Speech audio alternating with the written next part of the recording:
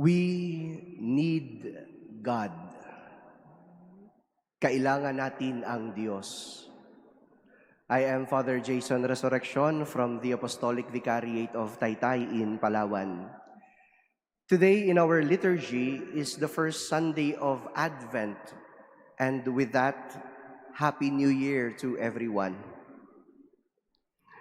At the same time, today we celebrate the first presbyteral anniversary of Father Viel Bautista, the Vice Rector of this beautiful cathedral, with Father Paul Jacome, Father Aldwin Herolao, and Father Tom Kalingasan. I was asked by them to deliver the homily. That's why indeed we need God. Lord, I need you.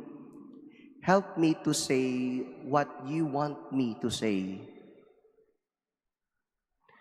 If there would be a commonality between priesthood and the season of Advent, it would be the fact that we need God. Kailangan natin ang Diyos. This is what we heard in our first reading.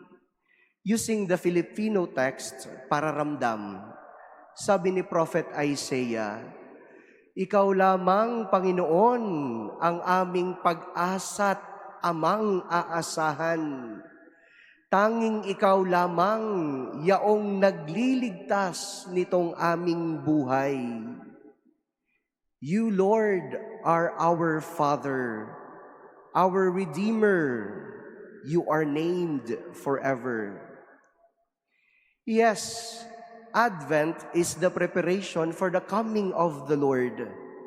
But prior to the action of preparation is the fundamental reality of awareness and acceptance that we need the Lord. We are preparing for His coming because we need Him. Kailangan natin siya dahil siya lang ang makapagliligtas sa atin. Show us your face, and we shall be saved. Wala namang makapagliligtas sa atin sa kasalanan, kundi Diyos lang. Kung saganang atin lamang, ang buhay ay magtatapos sa kamatayan. Pero dahil may Jesus, ang kamatayan ay may kahulugan. Ang kamatayan ay may muling pagkabuhay.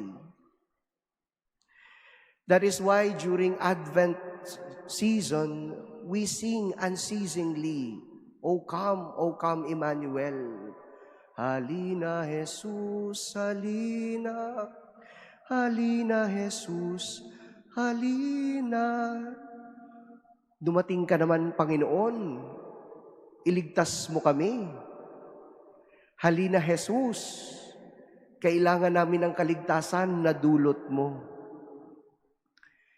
Yearly and surely, Christmas will come. Taon-taon, siguradong darating ang Pasko. Pero ang tanong, dumating ba ang Diyos sa buhay ko? Siguradong darating ang Pasko, at ano ang ipinaghahanda ko? Regalo? Decoration? Or trip to El Nido? Travels? Hanggang doon na lang ba? O ang higit na kamalayan at pagtanggap na kailangan ko ang Diyos sa buhay ko? We need God. Kailangan natin ang Diyos. To our priests celebrating their first presbyteral anniversary, malamang pare-pareho tayo ng karanasan. The first year of the priesthood is the year of first times.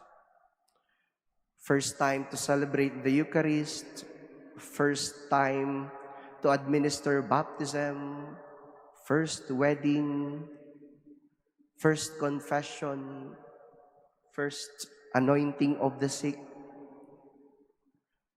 first time to cry as a priest because you have grown to love the community. and then time came to detach.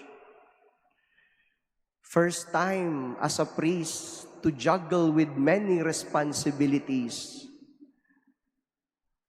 First time to leave the seminary where almost everyone is practicing celibacy.